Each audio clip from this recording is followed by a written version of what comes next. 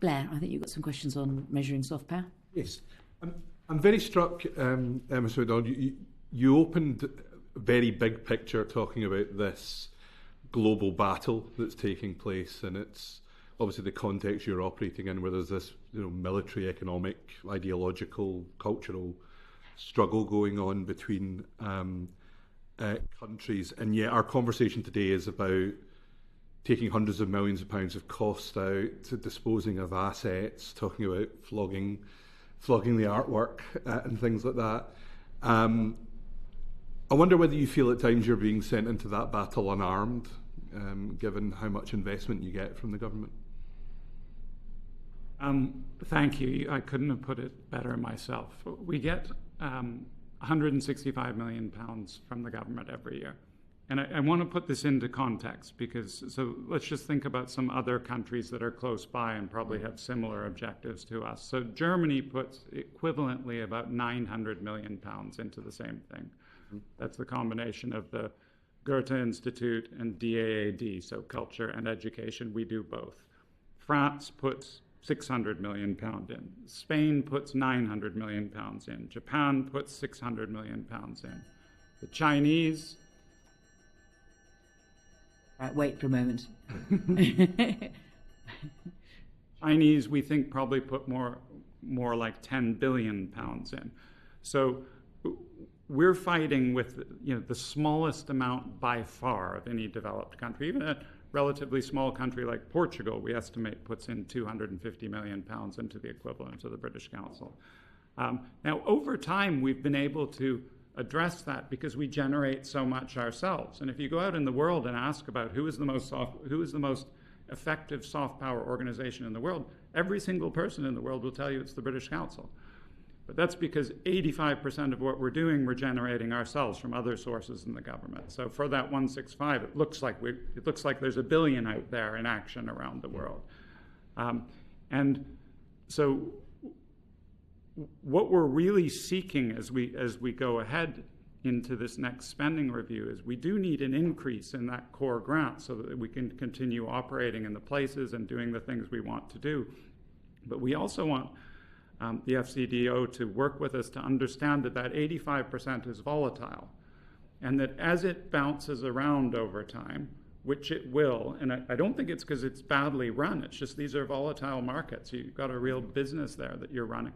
We don't want to have to keep shutting down a whole bunch of the British Council because our English teaching business slowed, and then we get more money and we build up some of the British Council, then we shut it down. So I'd love to have ultimately some sharing arrangement with the government where we could say, like, here's the amount we invest in our main soft power asset. But if you have a bad year in the rest of the money you're trying to generate, that might be a bit more. And if you have a really good year, that might be a bit less.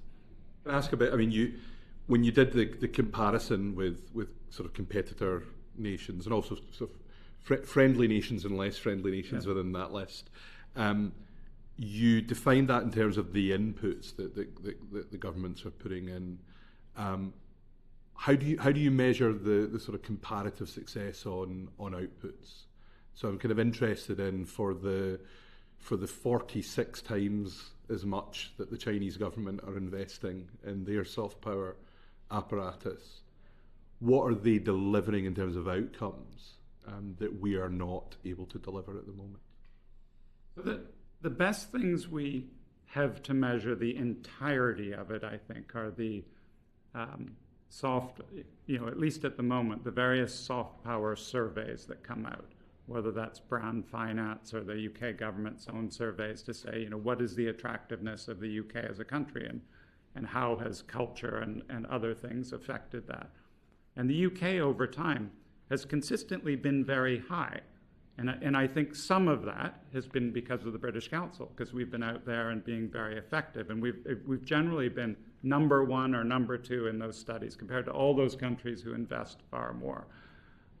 But recently, in recent years, that is coming under pressure, and we've been starting to slip. And we've been starting to slip particularly in those middle ground global south countries who have some options on which countries they want to look to and work with. And I think part of that is driven by the investment of some of our challengers out there in the world. I mean, what the Chinese don't have is English. Yeah. And I mean, English is one of the biggest soft power tools that we can have. And our other competitors also don't have English, but they do have a lot of presence. They have a lot of offices. I mean, the Confucius centres have grown enormously. Yeah. So one of the metrics used to look at soft power indices is sort of representation in countries, numbers of places that have Confucius institutes, etc. Sorry, can I? Because I'm having some difficulty understanding this. I hope I'm representative of others who might be having this too. So I mean, I think Blair's question is like, if the Chinese are spending so much more money and they're being more effective in, let's say, Southern Africa, what would you get from that money? If I was in Africa in Zambia or something, what would I be getting from the Chinese that would be different? I think what you get. So the Chinese model, I think you all know very well, is quite different than ours in that it's like a fully integrated model. So when they come to a country, there's sort of I'm not the designer behind this, so I may not have it 100% correct, but it's a much more integrated approach to here's the economic support for the country, we'll build roads and ports. Here's the cultural support, here's the language support, here's the huge scholarship program we have for your students to come and study in China and learn about China. And it's a very integrated approach. Ours, I'd say, is also coordinated, but what you get if you're one of those countries is you get interest, you get support, you get best practice on how to develop regulation, you get views on values, you get money, you get scholarships for all your students to go and study. And what does China get, or what do we get? It's the flip side of that. It's that we have more people visiting, generating tourism revenue. We have more people studying here, generating revenue there. We have many more people trading with us when there are big global problems in the world, whether we're looking for votes at the UN or whether we're simply looking for alliances and support, you're more likely to get that. I think that's the two sides. Can I just finally? I mean, you mentioned the advantage we have with language. We've also got the BBC. We've got our cultural outputs, our rule of law, our historical ties with a lot of these countries as well. Do all of those advantages? Do you think that makes us complacent? Is that why we are not as aggressively investing in this as other countries? Do we assume that those advantages will just continue in perpetuity without that investment?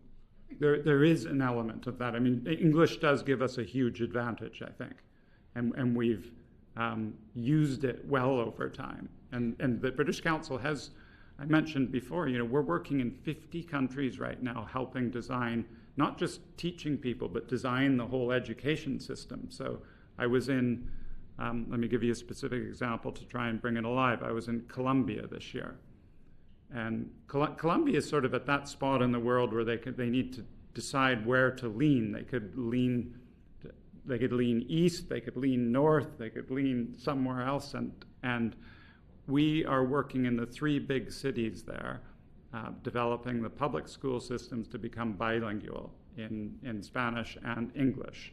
If we weren't there doing that, they might become bilingual in something else. And if they do that, it's always the frustrating thing about working in soft power is actually finally getting to the metric. Hopefully, as you go through your inquiry in the years ahead, we'll get closer there. But I'm pretty certain that them speaking English rather than another language will increase trade with us. And we would really welcome the Soft Power Council that obviously is being launched on Wednesday. But that does need investment, because as you say, the UK has some incredible soft power assets that are still at the very forefront of what people find attractive in our country. And we know from the research that we do a global survey every other year into what young people think of the UK around in the G20 countries. And that tells us, over and over and over again that the most important assets, as you say, are education, creativity in the arts, but also things like open democracies, etc. And you can't be complacent. We did see a little dip over time because during the sort of, I'd say the 2021 period, when there was a little bit in the dip in the UK's attractiveness, but actually it's gone back up again. But we can't be